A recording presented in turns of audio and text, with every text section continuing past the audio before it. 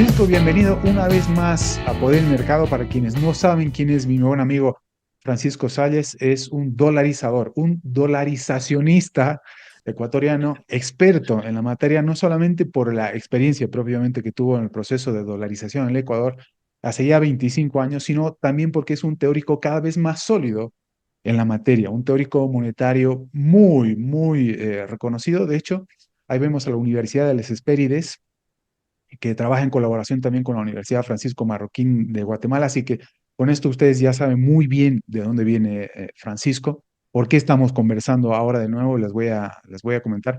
Pero no dejen de aprovechar lo que ya hizo hasta ahora, todo el trabajo que lleva adelante. Hay un libro que se vende por solamente $2, un ebook en Amazon que se llama Ecuador All You Need Is Dollars, escrito, por cierto, en español. No vayan a pensar que es en inglés, así que no dejen de comprarlo. Van a aprender muchísimo. Pero además, él nos va a contar ahora, tiene un nuevo proyecto. Pero el motivo principal por el que lo hemos traído de vuelta acá es porque tiene novedades sobre lo que yo podría tal vez comenzar a hacer conjeturas sobre si Argentina está tratando de recuperar el proyecto de dolarización que hasta al menos hace 2 años podía ser una realidad, pero que Milei decidió reevaluar el peso argentino. Y no sé si por eso existiría nuevamente una posibilidad de dolarizar la Argentina, pero veremos. Francisco, no más preámbulos. Muy bienvenido nuevamente a Poder y Mercado. Conversemos un poco. ¿Cómo estás? Bienvenido. Bien, bien, gracias Mauricio. Con mucho gusto de conversar contigo y poder llegar a la audiencia boliviana, un país que estoy seguro acabará dolarizado. Desgraciadamente, la crisis que ustedes están empezando a vivir tendrá que agravarse hasta que la gente le ponga atención a las soluciones monetarias obvias, porque el costo político para los políticos existentes todavía no es lo suficientemente alto como para que tomen esas decisiones. Lo mismo en la Argentina. Hace muchos años, luego de que el proyecto argentino en dolarización empezó a hacer agua, escribí un artículo que dije, la dolarización en Argentina se suspende hasta que la crisis empeore. Y en efecto, Correcto. en efecto, la crisis se ha empeorado, pero tuvo que venir los Estados Unidos a tirarle un salvavidas. Y si tu sistema cambiario requiere de un salvavidas para mantenerse a flote, entonces es el sistema cambiario equivocado. Ahora vamos a entrar en la materia. Desgraciadamente. Ahora Sí, entramos en la materia. pero desgraciadamente, sí, sí, cuento. Ahora vamos por ahí. Pero primero quiero preguntarte algo, es decir, ¿realmente están renaciendo el proyecto de dolarización en Argentina? ¿Qué está sucediendo? Ya antes habíamos discutido por qué creías tú, si quieres puedes mencionarlo muy brevemente, ¿por qué creías tú que Milei no se había terminado por inclinar hacia la dolarización el primer día de su gobierno, así como adoptó el superávit fiscal o el camino del superávit fiscal también desde el primer día? Entonces, vamos a ver qué sucede. ¿Por qué está aquí nuevamente Francisco para los amigos? Porque esta semana ha salido un artículo en la revista Fortune mencionando Forbes. a Fortune, es Fortune, estoy seguro que es Forbes. Fortune. Bueno, puede ser, pero Bueno, lo revisamos de todas maneras. Pero el asunto es que menciona específicamente al Money Doctor, como le llaman ahí en el artículo, Fortune, tiene razón, perdón. Tiene razón, Fortune. diciendo Perdón. que se estuvo reuniendo con el equipo económico tanto de Trump como de Caputo para asesorarlos en un posible, nuevamente, proyecto de dolarización de Argentina. Pero, además, ¿qué tienes tú que ver exactamente? Aquí podemos hablar del nuevo proyecto del libro también. ¿Qué tienes tú que ver con Steve Hanke? ¿Qué tiene que ver Steve Hanke? ¿Quién es con el tema de dolarización? Pero Steve es uno de los originales proponentes de las cajas de conversión que luego migraron a la dolarización con el gran experimento ecuatoriano. Steve ha escrito varios libros y debo mencionar también a su coautor y colega de muchos años, Kurt Schuller, con el cual yo también he tenido el placer de trabajar. Steve es un profesor de la Johns Hopkins School for Economics y maneja el Johns Hopkins, ¿cómo se llama? School for Applied Economics, ¿no es cierto? Entonces, con él hemos publicado un par de veces y es verdaderamente, se lo considera el gurú de este tipo de esquemas de tipo de cambio fijo. Mantuvo la línea duramente en los años 80, en los años 90, cuando la moda era Krugman, cuando la moda era explotaciones sucias, tipo de bandas cambiarias, como las que hizo la Argentina ahora, con la que hizo México muy desastrosamente, como la que hizo Ecuador muy desastrosamente. Bolivia. Entonces, Bolivia, sí.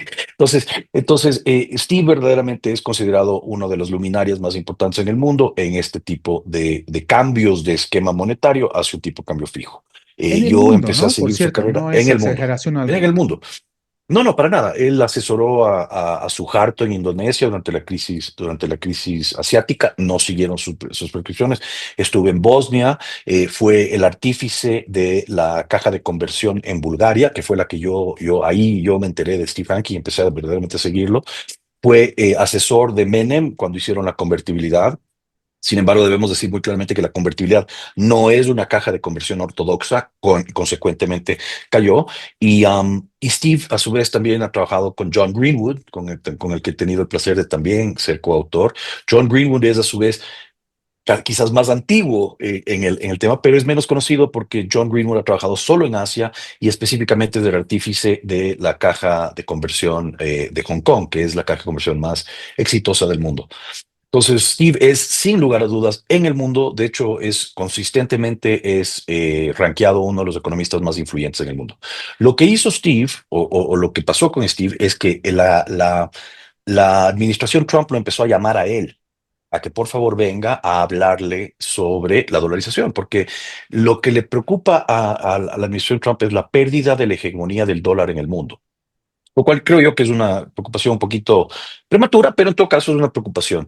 Y también le preocupa geopolíticamente la pérdida de la injerencia norteamericana en Latinoamérica. O sea, yo personalmente tengo experiencia con eso porque luego de la elección en el Ecuador, participé asesorando al gobierno ecuatoriano y en ese entonces, desgraciadamente, justo había sucedido las Torres Gemelas, 9/11.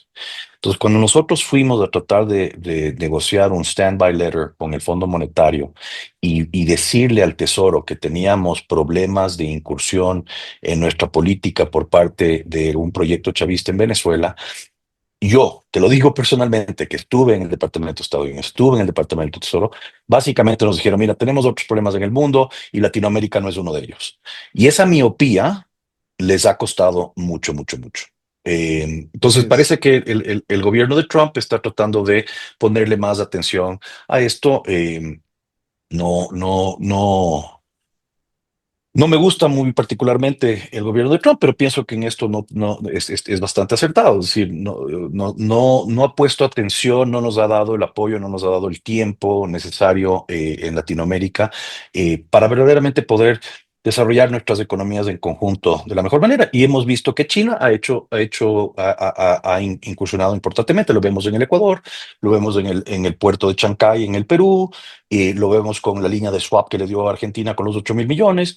Ahora, no tengo nada en contra de China, no comparto con el comunismo, pero que China haya sido un gran benefactor de Latinoamérica es para agradecerle, no para decirle que haya hecho las cosas mal. Ahora, en el juego geopolítico, yo no tengo nada que ver porque yo soy un economista, yo miro los números y miro a monedas.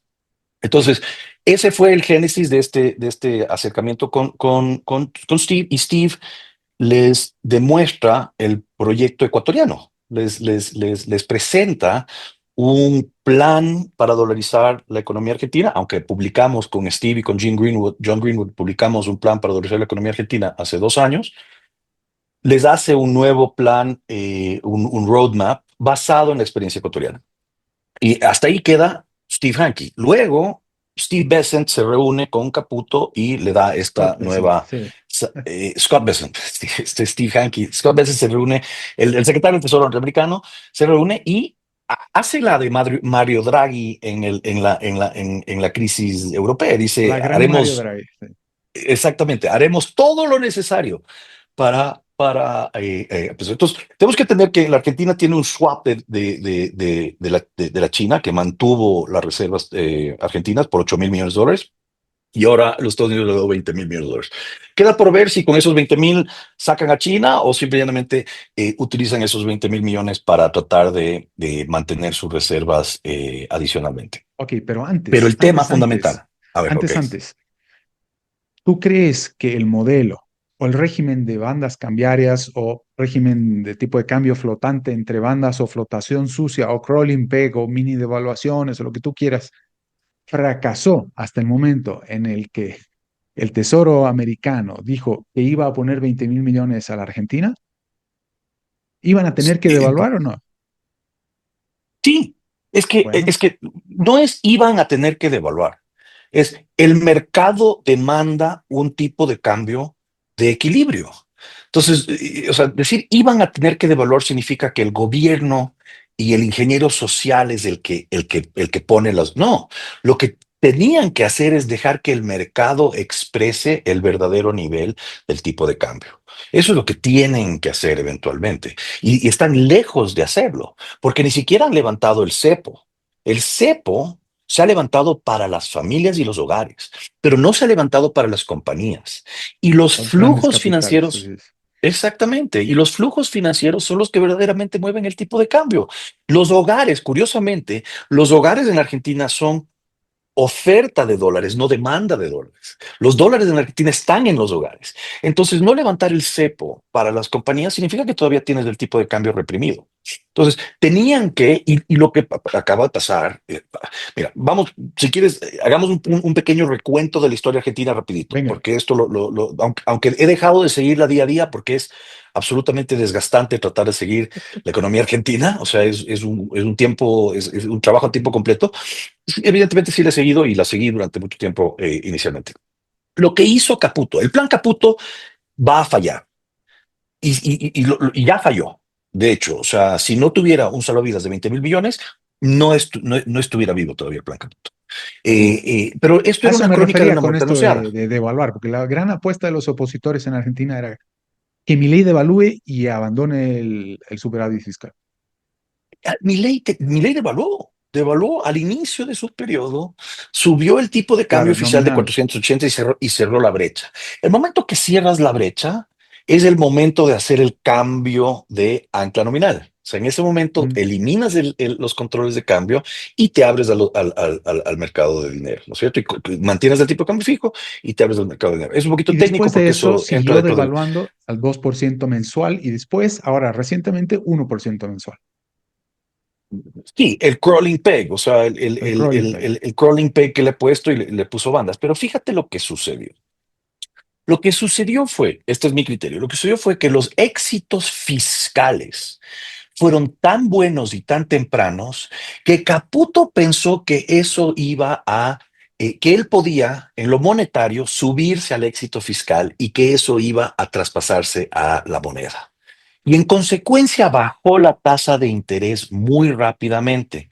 Si tú te fijas a lo que pasó, si tú ves el movimiento del tipo de cambio, el momento que Caputo baja la tasa de interés al 30%, empieza a depreciarse el peso otra vez. Al punto que Caputo tiene que instalar lo que se llamó la esterilización, perdón, la impresión con esterilización, es decir, volvió a intervenir en el mercado libre de cambios para mantener el tipo de cambio bajo. ¿Qué es lo que causó? Causó una gran bicicleta, es decir, los inversionistas argentinos, los que invierten en la Argentina, podían ganar tipos reales de ganancias porque invertían en pesos, vendían dólares altos, invertían en pesos al 30% y volvían a recomprar sus pesos más bajos. Entonces, el tipo de interés real sobre su inversión era altísimo. Era como ganar en dólares 30, 40, 50%. ¿Ok? Entonces, a medida que iba la bicicleta, uy, otra vez se les volvía a devolver, otra vez la bicicleta. Hoy cerraron la brecha y en consecuencia ya no hay bicicleta posible. Ya no tienes ganancia por revalorización de tipo de cambio. Que acabó sucediendo es que los agentes económicos demandaban la misma ganancia real que tenían cuando había potencial de bicicleta y las tasas de interés pasaron de 30% a donde están ahora, 80%. Porque en vez de Correcto. hacer saltos Mm. chiquitos, se fueron 80%. ¿Qué es lo que nos están diciendo los agentes económicos? Es que para mantenerse en pesos en la Argentina necesitan una ganancia real de cerca del 80%, menos 2%, crawling peg 24, 60%. O sea, tú para mantenerte en pesos te necesitan pagar 60% en ganancia real. Ese es el plan Caputo. El plan Y que no Caputo se los es fulmine con tasas se te sonará muy familiar también, que no se los fulmine con tasas de interés artificialmente baratas durante demasiado tiempo y larga historia por detrás. Vamos, que es de Es que manual esto ese y es no el sé, no error. entiendo cómo han No es, tomado es ese de camino. manual, es de manual. Pero el manual lo podemos llevar. Yo me acuerdo una conversación con Steve Hanke el día que Caputo anunció que él quería eh, Revaluar el peso. revalorizar el peso. Y de hecho fue una conversación con Steve Hanke y con John Greenwood ese mismo día. Y los tres dijimos, aquí acabó. Aquí acabó. O sea, es imposible que tú quieras dolarizar una economía si tú quieres tratar de revivir a una moneda muerta. Entonces, lo que está haciendo la Argentina es tratar de revivir con medidas extraordinarias, con RCP y inyectándole directamente al corazón adrenalina al peso. Pero el peso ya está muerto. Lo que tú necesitas es un doctor que eventualmente diga, bueno, desgraciadamente este paciente murió y dejarlo morir. Entonces, lo único que han hecho, y esto lo he escrito varias veces, lo único que han hecho con medida tras medida tras medida tras medida es encarecer el costo de salida del sistema cambiario llamado peso. ¿Sí? Así Lo es. único que han logrado. ¿Y cómo lo puedo demostrar? Ahí están 10.000 millones de dólares de un préstamo del Fondo Monetario Internacional directamente a mantener el tipo de cambio. Y ahora 20.000 millones de un swap. ¿Para qué? Eso es una necedad. 20.000 millones de un swap, fíjate, y 80% de tasa interna. Es No, o sea, solamente te estás patear las endeudando. cosas para adelante a cambio de que se agraven.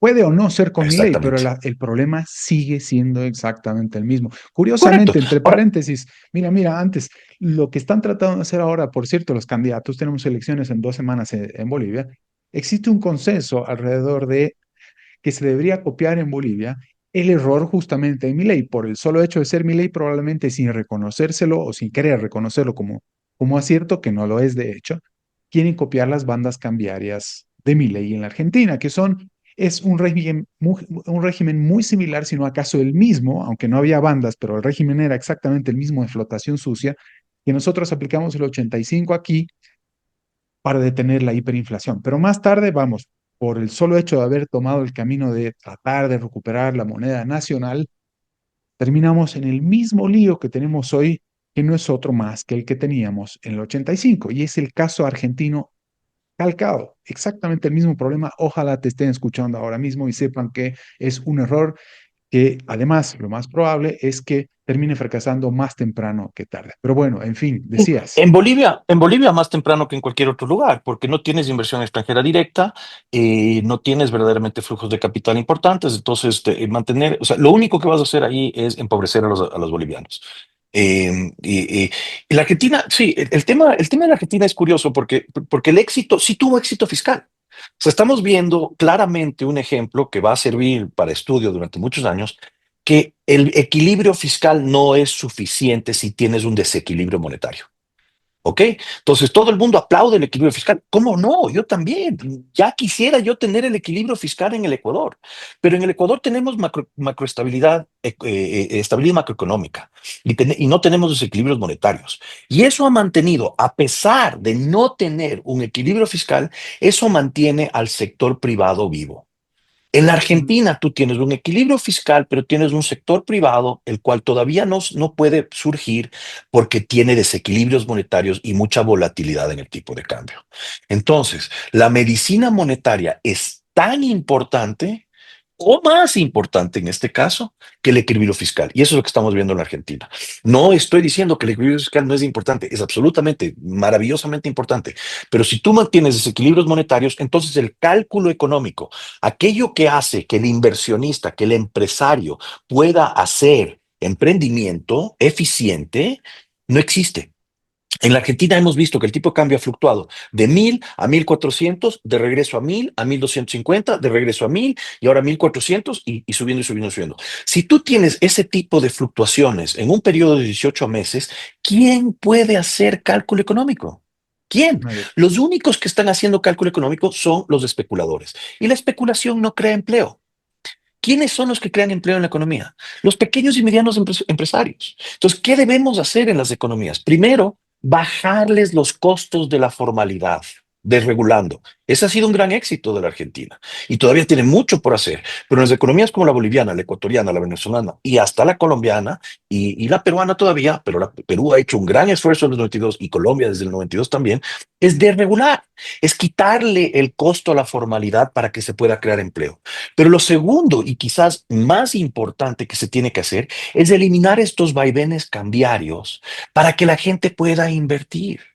Porque si no sabes en qué, en cuándo, cuánto va a valer tus ahorros mañana o cuánto va a valer tu inversión en comprar un stand para hacer hot dogs mañana, si no, y tú esa inestabilidad la transmites y dices, bueno, ellos, los ahorristas tampoco van a hacer, entonces quizás no van a comprar lo que yo quiera vender, entonces no hay economía posible. Por más equilibrio fiscal que tú tengas, el desequilibrio monetario te va a tumbar la economía real, donde realmente Así se es. genera el empleo. Y Pero eso yo es lo que estamos agregaría viendo en algo más, Argentina. ¿sabes? Tomar el camino de la revaluación de la moneda nacional implica no solamente, por si fuera poco, no solamente tener equilibrio fiscal, sino además que te acompañe, además de la desregulación que tú muy bien mencionas, pero también necesitas que te acompañe la fortaleza institucional. O lo digo al revés, si no dolarizas y tomas el camino de la revaluación de la moneda nacional, pero no tienes orden ni en lo fiscal, ni en lo regulatorio, ni en lo institucional, que es lo que falta en Bolivia, y por lo tanto implica un esfuerzo, pero enorme, monumental, que no creo que alcancemos porque ni siquiera se lo menciona. Todos están asustados con, con el tamaño del que tendría que hacer el ajuste por el lado fiscal nada más en Bolivia, pues no lo vas a lograr. Entonces, al revés, si dolarizas, en todo caso te estoy planteando la idea, si dolarizas, no te tienes que preocupar, al menos en lo inmediato, por dotar de fortaleza institucional al país, por desregular el primer día, aunque, insisto, se lo tiene que hacer desde el primer día, y al mismo tiempo lograr el equilibrio fiscal. Es por eso que es tan importante la Totalmente. dolarización. La dolarización, exactamente, estás dando, claro, y el ejemplo es de Ecuador y hasta Panamá. Bueno, Pero al eliminar, a ver, veamos todos los riesgos a los cuales se enfrenta un potencial empresario. Y en una economía con desequilibrios monetarios, eh, todos, ni siquiera solo los empresarios, dedican una parte importante de su tiempo a preocuparse por dónde va a acabar el tipo de cambio. ¿Ves? correcto. Entonces, dentro de todos los riesgos que tiene que enfocarse un empresario, los empresarios en economías con los equilibrios monetarios, el gerente financiero se vuelve más importante que el gerente de producción, porque tienes que adivinar si es que realmente vas a tener utilidades o no, basado en un tipo de cambio exógeno, no en tu productividad. Así es. Entonces, el Adivinar momento es que la tú mejor eliminas palabra que has eso, mencionado. Adivinar. adivinar, porque no hay, no, o sea, porque nadie sabe, o sea, lo que pasa es que si no dejas que el mercado determine el nivel de las aguas y estás constantemente tratando de ponerle diques y sacando y abriendo, ¿cómo se llama? Llaves por acá y poniendo diques por allá, entonces los niveles de las aguas constantemente van a estar fluctuando en las diferentes cubetas de la economía. Entonces tú lo que tienes que hacer es dejar de intervenir, dejar que el nivel del agua flote a donde tenga que estar y ya. O sea, ya no, ya esa parte del riesgo del cálculo económico no la tienes que, no tienes que dedicarle. Entonces, de todos los riesgos del cálculo económico que tienen que enfrentar nuestros empresarios en nuestros países emergentes, eliminas una de las partes más importantes de la función de riesgo. Y en consecuencia te puedes preocupar de las otras partes y de ser productivo. Y esa es la Así otra es. parte, eso es lo fundamental de la religión. Entonces tienes toda razón. O sea, desregular puede venir después, porque la primera desregularización masiva importante es desregular la moneda. Es desregular la moneda. Es salirte de estar jugando el juego de crear ganadores y perdedores en la economía, no por la productividad, sino por la capacidad de especular o de ser muy cercano al Banco Central. Porque si eres pana de los banqueros centrales, te puedes más o menos enterar antes de que nadie que va a haber una devaluación y en consecuencia te posicionas mejor y te hiciste millonario sin hacer nada. Tienes que ser insider para tratar de adivinar y además salir ganando Totalmente. con un tipo de cambio, vamos, con la Y, no y fíjate lo que dolarización, si pasa. tú quieres. Y fíjate lo que pasa, y en Bolivia el artículo 4 el reciente reporte del Fondo Monetario Internacional en Bolivia lo acaba de mencionar. Cuando empiezas en espirales de evaluatorios, hay un incentivo perverso. Los bancos se capitalizan porque mantienen un diferencial entre sus activos y pasivos. Normalmente tienen Mm, más activos dólares de los que tienen pasivos dólares. En consecuencia, una devaluación les crea utilidades. así es. Entonces, los bancos, y esto es lo que vemos en Argentina, los bancos dejan de hacer su función social de intermediar riesgo y simple y llanamente se dedican a especular con el tipo de cambio y no tienen que hacer nada, simplemente se sientan, se cruzan de Así brazos es. y solito cae el dinero. ¿Por qué? Por la ineficiencia del Banco Central. Entonces, el momento que eliminas esa ineficiencia del Banco Central, los banqueros verdaderamente tienen que empezar a intermediar dinero. ¿Qué ha pasado en el Ecuador? Porque, por ejemplo, porque te digo, los banqueros eran contrarios a la dolarización en el Ecuador. En la Argentina, uno de los grupos más importantes en contra de la dolarización son los banqueros. ¿Por qué? Porque no quieren trabajar para hacer dinero. En el Ecuador, sin embargo, se dieron cuenta inmediatamente que esa estabilidad atraía tantos depósitos y incrementaba la demanda de crédito, que hoy por hoy el sistema financiero bancario ecuatoriano, aún con un control de capital, es del mismo tamaño que el sistema financiero argentino. O Así sea, es, Ecuador correcto. con 5 veces menos PIB, el sistema financiero ecuatoriano es del mismo tamaño que el argentino. Entonces, sobre todo los banqueros argentinos necios en tratar de negar la dolarización en Argentina. Y vamos a entrar en por qué hay resistencia a la Argentina. Tú me preguntaste en el inicio, ¿hay un resurgimiento del proyecto de dolarización? Evidentemente lo hay. ¿Por qué? Porque hay un fracaso evidente del modelo actual, ¿verdad? Entonces, hay muchísimo interés, especialmente de la gente. Y te digo también, o sea, puede ser que yo lo esté viendo simplemente, pero la cantidad de correspondencia que yo mantengo con Argentina se ha Así es. duplicado por 10 en las últimas 2 semanas, Sí, porque otra vez quieren escuchar toda la correcto, experiencia correcto. ecuatoriana. Espera, espera, antes de que entremos a ¿Mm? esto, quiero hablar nuevamente de unos dos o tres mitos, muy brevemente, antes de entrar a hablar del mecanismo ideal que sería bueno aplicar en Argentina, ya sea la próxima semana o inmediatamente después de las elecciones del 26 de octubre. Son tres. Primero, Argentina pasaría, así como tal vez Ecuador, Panamá, El Salvador, etcétera, si dolariza, pasaría a depender su política monetaria de la Reserva Federal y de lo que determine Estados Unidos allá lejos, o cómo es el asunto. No. A ver, no existe unión monetaria, entonces no hay una dependencia política ni una unión bancaria. Entonces, no dependes, o sea, porque hoy por hoy las economías ya están dolarizadas. Hoy por hoy los Estados Unidos estornuda y nosotros nos resfriamos. Es decir, ya hay una gran asociación entre lo que hace la Reserva Federal Norteamericana y de todo el mundo. Entonces, decir que al simplemente cambiar tu moneda a la moneda norteamericana, vas a estar maniatado por la Reserva Federal, no es verdad, no existe. Eh, y la experiencia empírica es quizás la más importante para comprobar lo que digo, porque una cosa es hablar en teoría, otra cosa es ver exactamente los hechos. En la gran recesión del 2008 al 2010, donde hasta los Estados Unidos tuvo una contracción, los únicos dos países en Latinoamérica que crecieron fueron Panamá y Ecuador. Entonces, es una correlación completamente negativa, no positiva. Entonces, si lo que dice la gente que sostiene que hay esta inmediata correlación uno a uno con los movimientos norteamericanos, fuera verdad, entonces Ecuador y Panamá hubieran sufrido una recesión con el dólar. Entonces, no es así. Y, por ejemplo, vemos ahorita el caso de que a Ecuador le conviene la inflación norteamericana, por ejemplo. ¿Por qué? Porque el Ecuador ha hecho de su país dolarizado un país caro. ¿Por qué? Por políticas de controles de precios, fundamentalmente. Y en consecuencia, le conviene la inflación norteamericana, o sea, le conviene lo contrario de lo que debería ser el Fed.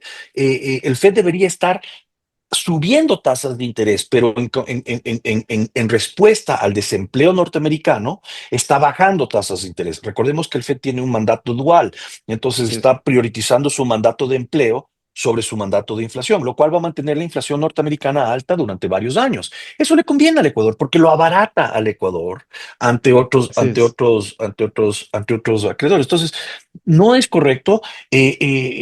Otros ejemplos de esto. los Estados Unidos se ha revalorizado antes de este episodio que te digo que ahorita va a tener inflación alta. En los últimos 25 años, los Estados Unidos han tenido una revalorización del dólar importante, ¿verdad? Lo cual hubiera afectado negativamente las exportaciones del Ecuador. Si estuviéramos atados, una vez más, según esta teoría, si estuviéramos atados de la mano a lo que hace el Fed, el Ecuador hubiera sufrido por eso. Pero en cambio, en los últimos 20 años, las exportaciones no tradicionales y tradicionales del Ecuador han experimentado grandes auges, aún ante socios o competidores comerciales que devalúan. El ejemplo clarísimo es el camarón. El Ecuador hoy es el número uno exportador de camarón en el mundo, a pesar de que India y Vietnam son países que han devaluado sus monedas significativamente. Entonces, ¿a qué voy? Una moneda dura te permite hacer cálculo económico y tienes que concentrarte en la eficiencia de tu producción, no en la especulación de tu exportación. Y eso es Esa es lo la que vemos en el verdadera Ecuador. competitividad. Esa es, exactamente. La mejor manera de aprovechar de esta nueva fiesta, de esta nueva etapa del carry trade es estando dolarizado. Mejor dicho que eso es imposible. Ideal estar dolarizado para aprovechar de esta nueva fiesta del carry trade. Vas a Sí, o estar sea, mira, próximamente en Estados te Unidos. guste o no te guste, nos guste o no nos guste, el dólar es la moneda mundial. Y eso no va a cambiar, por más que haya discusión ahorita que el Bitcoin, que esto, que el otro. No, no, no va a cambiar. O sea, el peso político el punch del dólar es grandísimo. Creo que contigo he citado varias veces el estudio de Gita Gopinath, donde el 89% de las importaciones, ¿cómo se llama?, de la India, se hacen en dólares, se facturan en dólares, cuando solo tiene 8% de su comercio proviene de los Estados Unidos. Entonces, eso es un ejemplo 10-1 casi de cuánto más se usa el dólar en comercio internacional de lo que verdaderamente comercia los Estados Unidos. Entonces, esto de que el dólar va a ser reemplazado eventualmente, o sea, lo veo muy, muy, muy difícil. Porque no son, y la gente dice, bueno, cayó la libra esterlina, cayó el... Sí, sí, han caído monedas en el mundo, han perdido hegemonía, pero no tenían la misma cantidad de efecto red que tiene el dólar. Entonces, nos gusta o no nos guste, el dólar está here to stay y vas a estar mucho más protegido ante un riesgo sistémico con el dólar que sin el dólar. Al punto está esto, que precisamente en la gran recesión del 2008, causada por un problema de desequilibrio monetario norteamericano, todo el mundo hubiera pensado que la gente hubiera salido del dólar y se hubiera ido al franco suizo o al oro, etcétera, etcétera. Pero más bien vimos que los bonos del Tesoro norteamericano subieron de precio. Es decir, la gente, la crisis creada en los Estados Unidos, gestionada en los Estados Unidos y donde se tenía que resolver, pero la gente se iba a los Estados Unidos, se iba a los activos norteamericanos porque tenía miedo. Entonces, el dólar es desgraciadamente para muchos, es la moneda que tenemos. Entonces, somos necios en los países emergentes en tratar de imponer una moneda de mejor calidad, que es lo que está tratando de hacer Caputo. Es decir, tratar de imponer, decir, no, no, no, no, yo puedo revaluar el peso y la gente le va a gustar el peso. Y mira dónde está la Argentina ahorita. Y tú hablabas Correcto. hace un ratito de la revalorización de la moneda. Pues la revalorización de la moneda es un error aún más garrafal que una devaluación de la moneda. Y es donde está Argentina ahorita. No deberíamos hablar ni de evaluación ni de revalorización, deberíamos hablar de nivelación.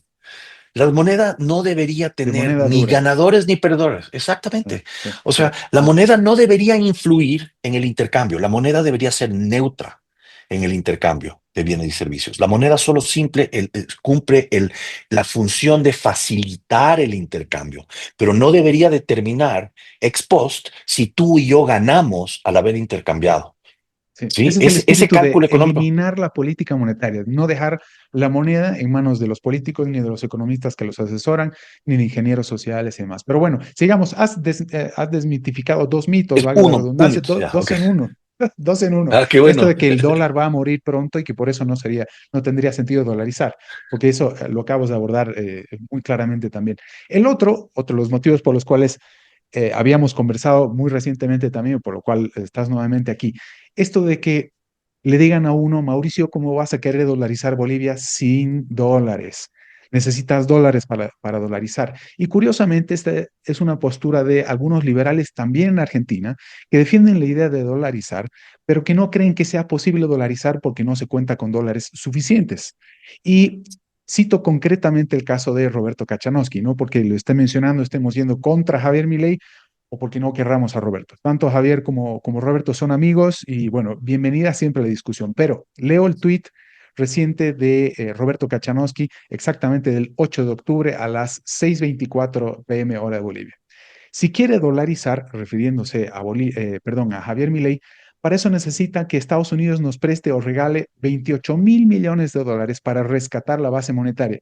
Lo que habría que hacer es dejar flotar libremente el tipo de cambio hasta que alcance un nivel de estabilidad y ahí establecer el tipo de cambio de conversión. Pero primero hay que eliminar las distorsiones de precios relativos, como es el caso de las tarifas de los servicios públicos, aclarando que la dolarización no resuelve el problema de productividad de la economía. Eso se resuelve bajando el gasto público, los impuestos, haciendo la reforma laboral y modificando el sistema previsional, entre otras medidas a tomar. Cabe aclarar, por cierto, también que Roberto Kachanowski, siendo liberal, es un opositor muy duro con Milei, pero al mismo tiempo es candidato para estas elecciones de medio término en Argentina para el próximo 26 de octubre. Entonces, dicho esto, nuevamente te pregunto, ¿qué opinión te merece la idea de que no es posible dolarizar sin tener dólares?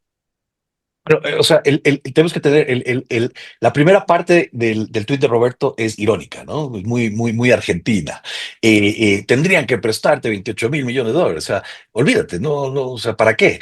¿Qué opinión me parece? Mira, los argentinos desde el inicio llevan diciendo que no hay suficientes dólares, pero no hay suficientes dólares, no solo porque no habían suficientes dólares físicos, los cuales siempre hubo y hay aún más hoy, sino que le tienen miedo a una corrida teórica. Y ya vamos a entrar en eso porque es un absolutamente algo quimérico teórico, o sea, no hay razón para pensarlo. Es Pero una mala interpretación, vamos, correcto.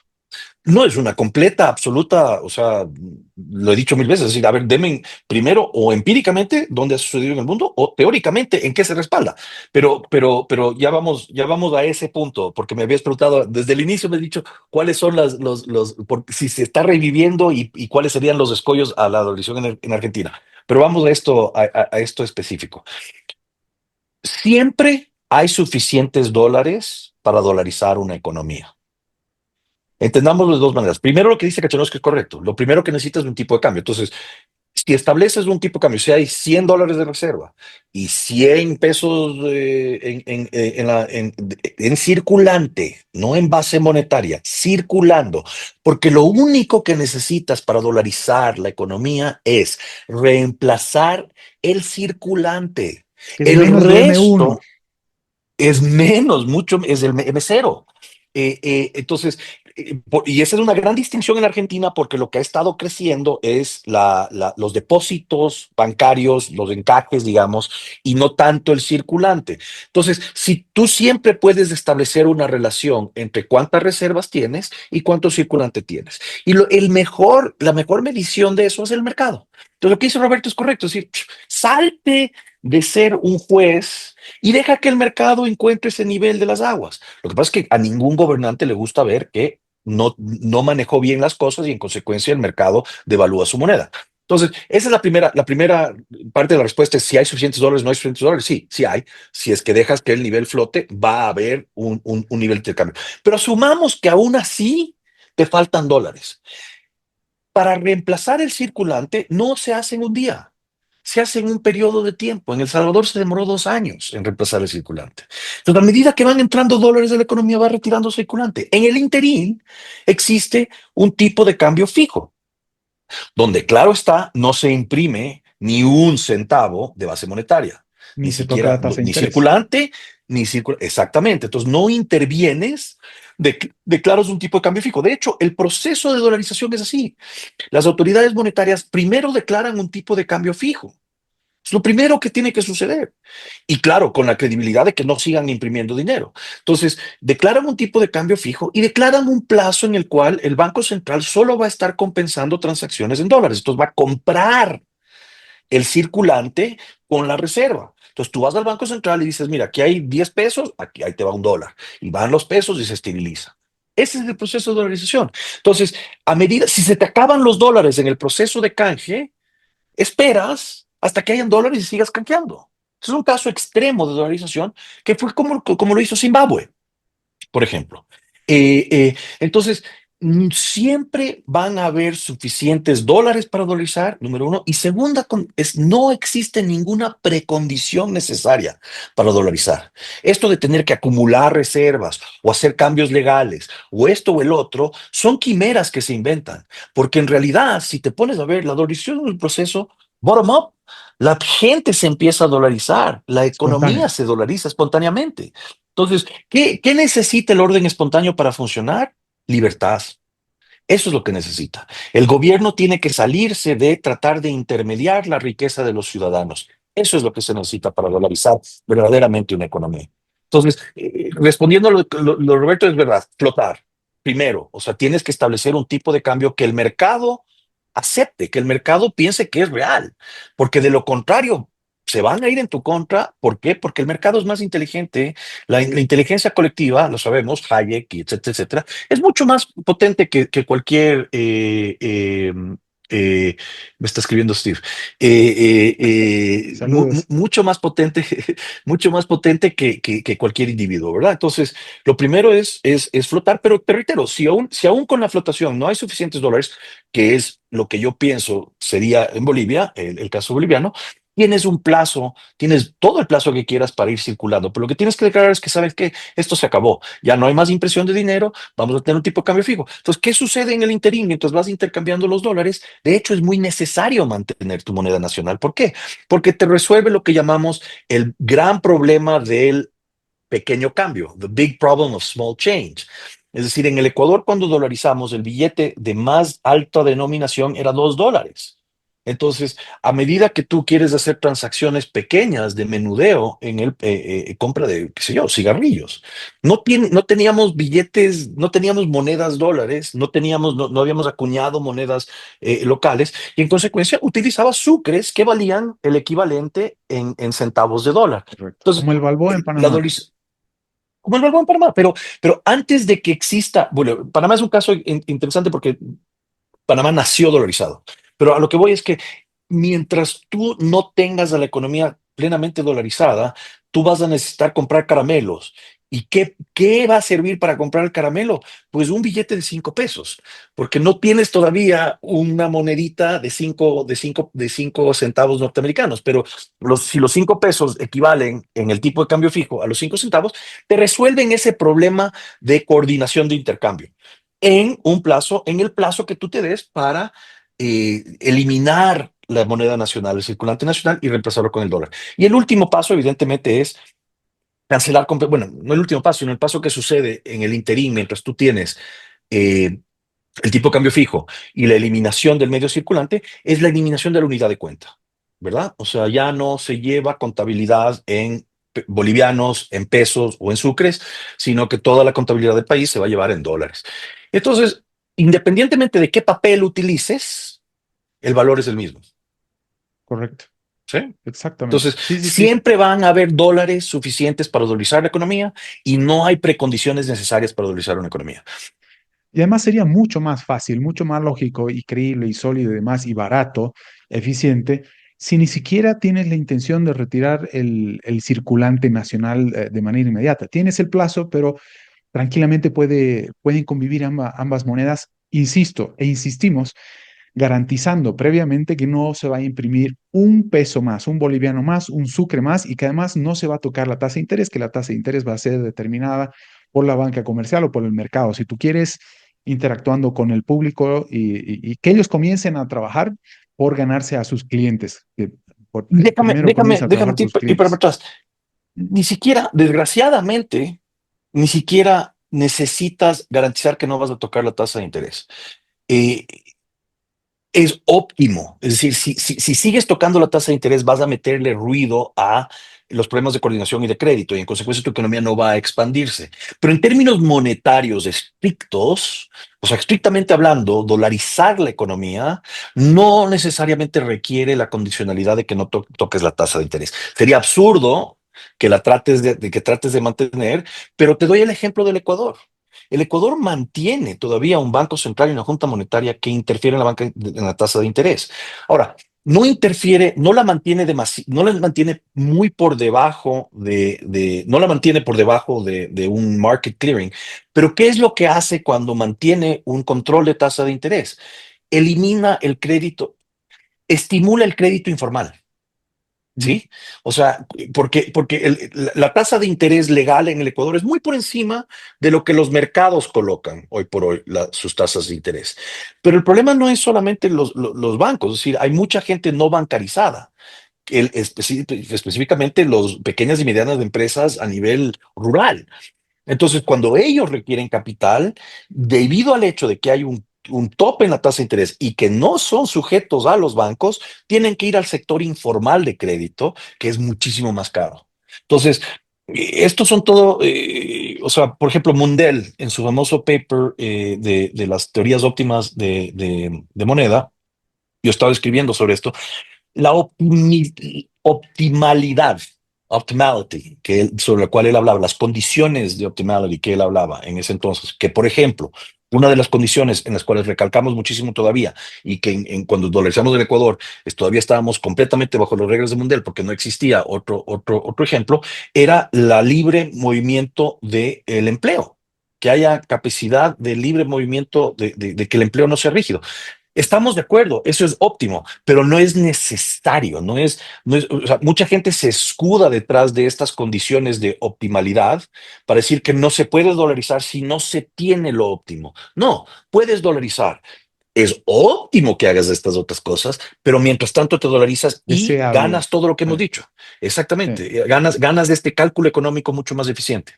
¿Sabes por qué decía esto muy brevemente también sobre esto de las tasas de interés? Porque las tasas de interés acá, para los créditos en bolivianos, tenemos una economía bimonetaria en Bolivia, fue muy, muy agresiva. De hecho, la política se llamó bolivianización, que curiosamente comenzó antes del movimiento al socialismo en el poder, comenzó en el 2004 concretamente, con el presidente del Banco Central de aquel entonces, y terminó expulsando casi por completo el dólar.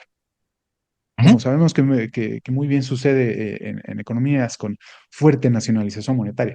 Si tú, no me refiero a las tasas de interés para el dólar, sino para los créditos en bolivianos específicamente, ahora la siguen manteniendo, siendo que no hay Ok, dólares en te el entendí. sistema bancario financiero, siendo que siguen manteniendo las tasas de interés arbitrariamente bajas, tendrían que estar en los Es cielos que, ahora mismo. es que fíjate, ok, ya te entendí. Es que cuando dolarizas, la tasa de interés es una. Claro, correcto. Termina Entonces, no cediendo, puedes termina tener cediendo dos terreno. tasas de interés en una economía dolarizada. Tú tienes que hacer un proceso que se llama desagio. Ujú. Eso sí es por ley, eso sí, sí normalmente es por ley, pero también lo que hemos visto es que las economías que se están dolarizando son economías que están en desequilibrio monetario, en consecuencia los contratos son a muy largo, muy corto plazo. Entonces, el mercado los lava estas ineficiencias rápidamente, pero de todas maneras es bueno hacer un desagio y decir, hacer que todas las tasas de interés converjan en una. Entonces, si tú estás dolarizado, así no tengas dólares, que es el ejemplo que estamos hablando ahorita, ¿no es cierto? O sea, es dolarizado, pero todavía con bolivianos circulando, la tasa de interés tiene que ser única, independientemente de en qué estés, porque te reitero, lo importante es eliminar la unidad de cuenta o unificar la unidad de cuenta. Entonces, el momento que unificas la unidad de cuenta, tienes que tener tasas de interés en la única unidad de cuenta que Correcto. existe.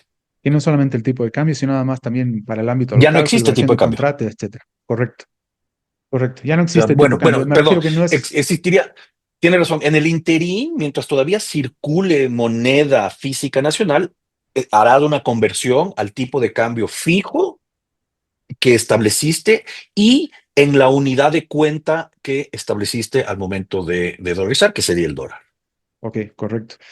Un muy breve paréntesis, por cierto, a raíz de esto, de cuántos dólares se necesitaría y demás para dolarizar. Hagamos un muy pequeño ejercicio nada más. Se calcula que fuera del sistema bancario y financiero en Bolivia existen más de 10.000 millones de dólares. No estamos contando con el exterior siquiera, ¿ok? Habría que sustituir el circulante que con datos de inicios de este año, porque no hay otros, hay que escarbar mucho y demás, que son 72.000 millones de bolivianos. Eso convertido al tipo de cambio de, digamos, 15, se necesitarían no más de 4.800 millones de dólares. Y ahora incluso el tipo de cambio está más fuerte relativamente. Y un poco más adelante, te aseguro, te garantizo, alrededor de las elecciones, un poco más adelante y demás, con la crisis de combustible, necesidad de gasto inmediato, necesidad para pagar deuda externa el primer semestre, etcétera, el tipo de cambio pero se va a la estratosfera. Por tanto, Sin lugar a será dudas. considerablemente más fácil incluso dolarizar. Pero como decíamos en un principio, la gente espera al último día o no a poder estar más desesperado para poder dolarizar. Siempre es más fácil cuando las cosas son peores, pero no hay por qué llegar a esa situación, no hay por qué llegar a ese escenario. Se puede dolarizar hoy mismo y se debe dolarizar hoy mismo Bolivia. Pero vamos, nuevamente te pregunto y con esto vamos cerrando, así no te quito mucho más tiempo, del que ya hemos conversado previamente, por cierto, antes de esta conversación que estamos grabando. ¿Argentina dolariza o no dolariza finalmente? Argentina acaba dolarizado, pero acaba dolarizado a la maguaz, caóticamente y a último minuto. Y claro, ¿qué podrías esperar de los argentinos sino eso? O sea, un caos monetario y a último minuto poniendo las cosas. Pero fíjate que el paralelismo entre Milei y Menem, el primer año de Menem fue un desbarajuste total. Fue luego de que Steve Hanke le sugiere a Menem que instale una caja de conversión y que se declara la convertibilidad, que verdaderamente el gobierno de Menem empieza a surgir. Entonces, ahí hay un paralelismo que no debemos desestimar, la historia a veces se repite y que Milei seguramente está mirando, ¿no? Y el que evidentemente se lo estamos haciendo ver, es decir, mira, o sea, Menem el primer año, o sea, ya lo daban por muerto. Yo sigo sosteniendo que la Argentina acaba dolarizada. ¿Por qué? Porque así, mm, durante todo este tiempo, mi ley no esté dolarizando por dos razones en las cuales podemos entrar rápidamente. Sí, Así, así mantenga este dogmatismo, etcétera, etcétera. Antes de que él entregue el poder, él es lo suficientemente inteligente y conocedor que la Argentina no la puedes dejar con un banco central con discrecionalidad. funcionando. Así es. O sea, todo su legado lo borraría el siguiente, ¿cómo se llama? Gobierno. O los siguientes. Entonces, pasaría, todo su esfuerzo pasaría a nada y no creo que y él entiende eso. Entonces, él va a dolarizar a Argentina. Ahorita, ¿qué es lo que mantiene a la Argentina de dolarizarse? Es básicamente la una razón es la misma que yo escuché desde que estuve ahí en los primeros meses del gobierno de Milei. Que te digo, no hay razón ni empírica ni teórica para seguirla y no entiendo por qué la dicen.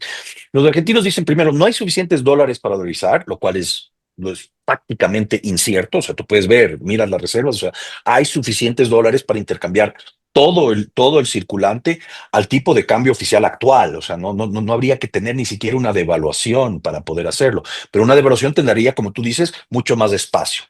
Ah, por cierto, otro Pero paréntesis, aquí es muy importante tomar en cuenta que no estamos hablando siempre de la necesidad de tener reservas en el Banco Central para dolarizar. Se puede dolarizar, de hecho, se dolariza justamente porque no existen reservas. Si hubiera reservas, no sería tan importante dolarizar. Ahora que mi ley ha recuperado reservas, yo me pregunto, debería haberte preguntado esto antes de que comenzaras esta parte de tus aclaraciones sobre si era necesario realmente acumular reservas. Ahora que ha acumulado reservas, ¿para qué se ocuparía de no, dolarizar?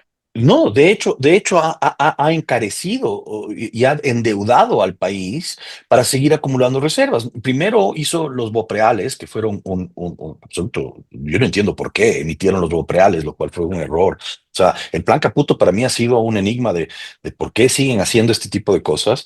Mm. Y luego sacó la línea de crédito de los 10.000 millones del Fondo Monetario para fortalecer reservas. Entonces, si tu esquema cambiario requiere constantemente que venga tu papá a darte más dinero, entonces tu esquema de cambiario no es el adecuado, tienes que tratar de cambiar. Sin embargo, ellos siguen empecinados en que el peso va a regresar a ser una gran moneda y tienen un problema de revalorización. Ahí sí volvemos a lo que decías tú, o sea, han peleado tanto por el peso para darle tanto apetito al peso que ahora el peso es una moneda demasiado cara. Y mantiene reprimida Entonces sí, van a necesitar dejar que las aguas se nivelen y eso va a requerir una devaluación. ¿Qué va a causar una devaluación en Argentina? Va a causar un rebrote de la inflación, pero no es inflación, es un ajuste de precios relativos de una sola vez y por última vez. Pero esa no es necesariamente la razón por la cual no dolariza. Eso simplemente va a ser una consecuencia de la libertad del mercado.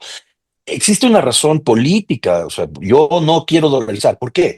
Porque están convencidos de que no hay suficientes dólares, no porque no hayan suficientes dólares, aunque siguen diciendo que sí, porque si calculas las reservas netas negativas de acuerdo a los guidances del Fondo Monetario Internacional de 2012, si metes el swap chino y metes una serie de otras cosas, habría reservas negativas, netas negativas, y en consecuencia, si todo el mundo viene el día uno a cambiar sus pesos por dólares, no habrían suficientes, y ya hemos discutido eso aquí.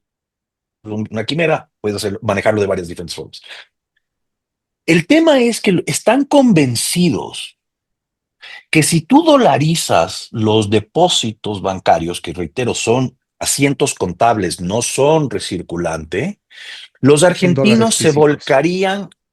se volcarían para monetizar sus eso. O sea, hay tal desconfianza en los argentinos en el sistema bancario que si tú les das dólares, se llevan los dólares. Hmm. Pero hoy les das pesos y podrían ir a comprar dólares con esos pesos porque no hay restricción. Y no lo hacen. ¿Y por qué no lo hacen?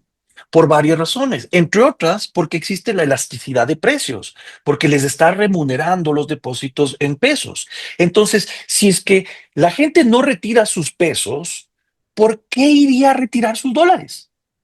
Es decir, me estás diciendo que la elasticidad de demanda funciona en una moneda y no funciona en la otra. Eso es lo que estás tratando de sostener teóricamente, si es que esa es la tesis que tú manejas. Y en consecuencia, estás completamente fuera de la teoría y de lo que empíricamente sucede. Todas las economías que se han dolarizado, los depósitos empiezan a entrar de los colchones hacia los bancos. El caso más extremo es Zimbabue. Cuando Zimbabue se dolarizó, habían 200 millones en toda la banca. En 18 meses había 1.800 millones. ¿Sí? O sea, la gente, el momento que le da seguridad, no es que va y actúa irracionalmente y en vez de pensar que tiene seguridad, está inseguro y se va. No, más bien empieza a aportar a esa seguridad. Entonces, ese raciocinio, que si tú hablas con muchos argentinos te lo dicen, es una de las cosas que está definitivamente arraigada en la mente de las autoridades monetarias y económicas, lo cual es absurdo, discúlpame que lo ponga así, es absurdo y no hay absolutamente ninguna forma de que me lo defiendas, ni teórica ni empíricamente. Es la una. ¿Sabes? Pero la Yo creo que otra ese es razón, tu mejor argumento, esto de la espontaneidad y la elasticidad de precios, para decir, vamos de una vez. Porque es la mejor, porque está ampliamente respaldada por la mejor teoría. Además, la teoría que nosotros conocemos, la por buena, la la austriaca y racionalidad. demás. Absolutamente. Tiene todo el sentido del mundo. Muchas gracias.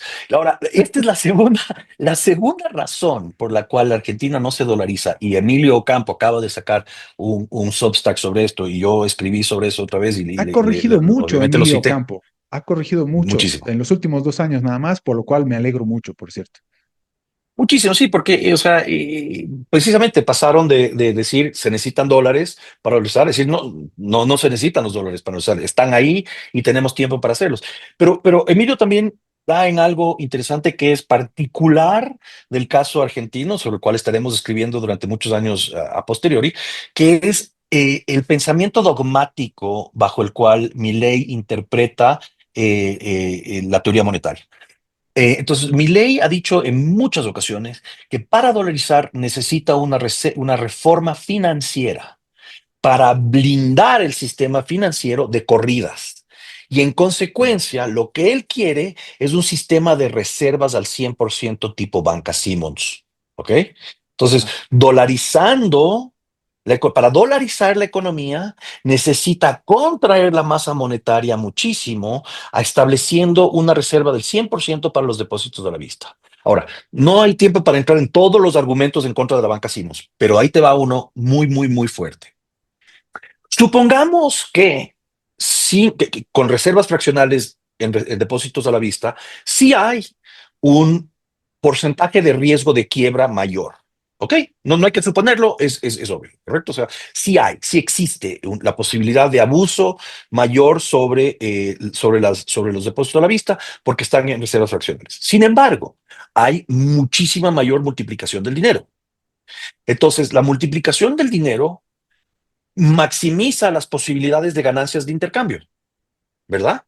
Entonces, si las ganancias de intercambio son significativamente mayores al riesgo de una quiebra, entonces estás haciendo algo absolutamente positivo para la economía.